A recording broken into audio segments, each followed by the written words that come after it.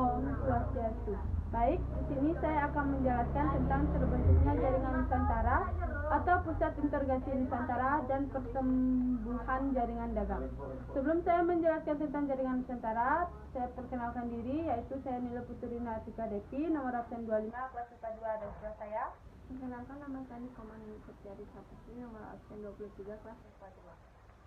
Baik, adapun rumusan masalah. Yang pertama, bagaimana sejarah terbentuknya jaringan perdagangan di Indonesia. Yang kedua, jalur-jalur perdagangan di Nusantara atau di Indonesia. Dan tujuannya. Yang pertama, mengetahui sejarah terbentuknya jaringan perdagangan di Indonesia. Yang kedua, mengetahui jalur-jalur perdagangan di Nusantara. Terbentuknya jaringan Nusantara melalui perdagangan. Pusat-pusat integrasi Nusantara berlangsung melalui penguasa laut. Pusat-pusat integrasi itu selanjutnya ditentukan oleh keahlian dan kepedulian terhadap laut, sehingga terjadi perkembangan baru, setidaknya dalam dua hal, yaitu pertumbuhan jalur perdagangan yang melewati lokasi-lokasi. Yang kedua, kemampuan mengendalikan politik dan militer. Jadi, prasyarat untuk dapat menguasai jalur dan pusat perdagangan tertentu oleh dua hal penting, yaitu perhatikan atau cara pandang dan kemampuan menguasai lautan.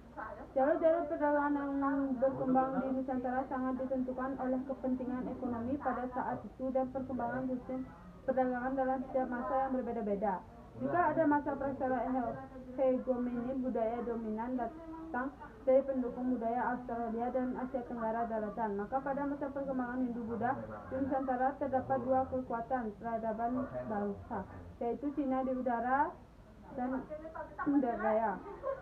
Bagaimanapun, perdagangan dunia ini telah membuat berhak tersendiri bagi masyarakat dan suku bangsa di Nusantara. Mereka secara langsung terasosiasi dari dalam jaringan perdagangan dunia, menghubungkan antara perdagangan Cina dan perdagangan India.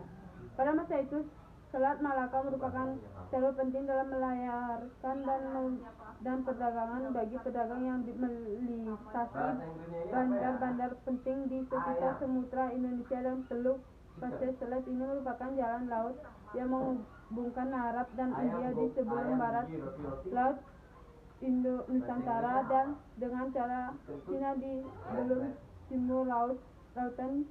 Jalur itu merupakan pintu gerbang pelayaran dan dikenal dengan nama jalur sutra.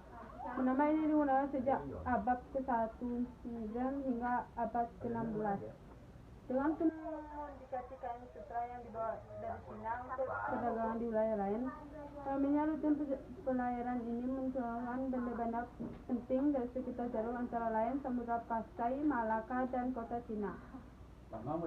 Lebih secara ekonomi dan untuk menjalin hubungan dengan pedagang-pedagang asing yang melewati jalur itu. Di samping itu, masyarakat setempat juga semakin terbuka oleh pengaruh budaya luar. Kebudayaan ini, India dan Cina ketika itu jelas sangat pengaruh terhadap masyarakat seketika Malaka, bahkan sampai saat ini mengaruh budaya terutama India masih dapat kita jumpai pada masyarakat sekitar selain Malaka. Mereka secara tidak langsung juga terlibat dengan cara ekonomi dan terpusat di Selat Malaka dan sebagai di pantai barat. Perdagangan pada saat itu adalah rempah-rempah seperti kayu manis, cangkah, cengkeh, dan pala. Pertumbuhan jaringan dapat internasional dan peradaban pun telah kelahiran Nusantara pada politik Jawa dan Sumatera abad ke-7, seperti yang ditunjukkan oleh D.G.E. Hall bersumber dari catatan pengunjung Cina yang datang ke Sumatera. Dua negara di Sumatera tersebut, Meloyu di pantai timur terdapat di Jambi sekarang, dimulai Sungai Batanghari agak selat dari itu terdapat di Holomo, mengucapkan cara Cina untuk kata bangsa Sanskerta dan Jawa bagi timur, sehingga Majapahit selama muda kekuatan besar Nusantara memiliki kekuatan strategis secara politik sejarah jauh dan hubungan dengan kerajaan kekuatan integrasi.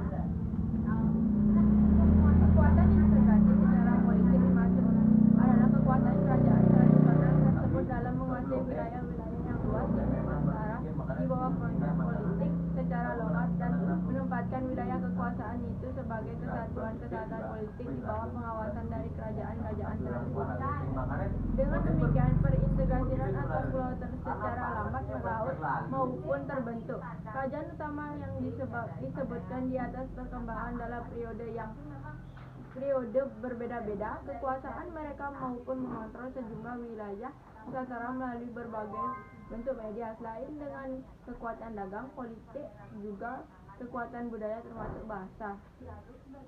Interrelasi antara aspek-aspek kekuatan tersebut yang membuat mereka berhasil mengintegrasikan Nusantara dan peluk kekuasaannya. Kerajaan-kerajaan tersebut berkembang menjadi kerajaan yang menjadi berepresentasi pusat-pusat kekuasaan yang kuat dan mengontrol kerajaan-kerajaan yang lebih kecil di Nusantara. Hubungan pusat dan daerah hanya dapat berlangsung dalam bentuk hubungan hak dan kewajiban yang saling menguntungkan. Keuntungan yang diperoleh dari pusat kekuasaan antara lain berupa pengakuan simbolik seperti kesetiaan dan pembayar upeti, berupa barang-barang yang digunakan untuk kepentingan kerajaan, serta barang-barang yang dapat diperdagangkan dalam jaringan perdagangan internasional. Sebaliknya, kerajaan-kerajaan kecil memperoleh perlindungan dan rasa aman, sekaligus kebanggaan atas hubungan tersebut. Jika pusat kekuasaan sudah tidak memiliki kemampuan dalam mengontrol dan melindungi daerah bawahannya, maka sering terjadi pembangkangan dan sejak itu kerajaan besar terancam diintegrasi. Kerajaan-kerajaan kecil lalu melepaskan diri dari ikatan politik dengan kerajaan besar lama dan meraih loyalitasnya dengan kerajaan lain yang memiliki kemampuan mengontrol dan lebih bisa melindungi kepentingan mereka. Sejarah Indonesia masa Hindu-Buddha ditandai oleh proses integrasi dan diintegrasi macam itu.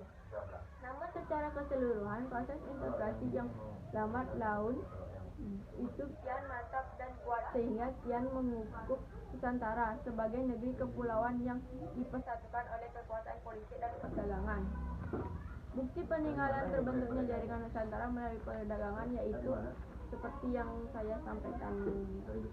Ini ada 4 ini, dan saya akan lanjut dengan kesimpulan saja.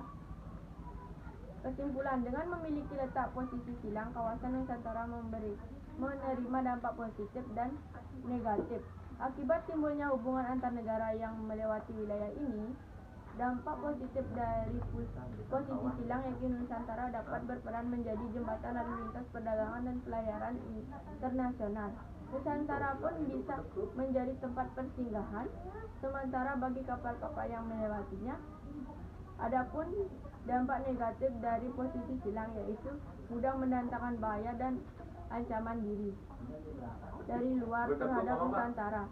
Selain itu mudah masuknya budaya luar yang tidak sesuai dengan kepribadian masyarakat Nusantara. Baik, sekian presentasi dari saya tentang terbentuknya jaringan Nusantara. Mohon maaf jika ada salah kata, saya ucapkan terima kasih. Om Santi Santi Santi.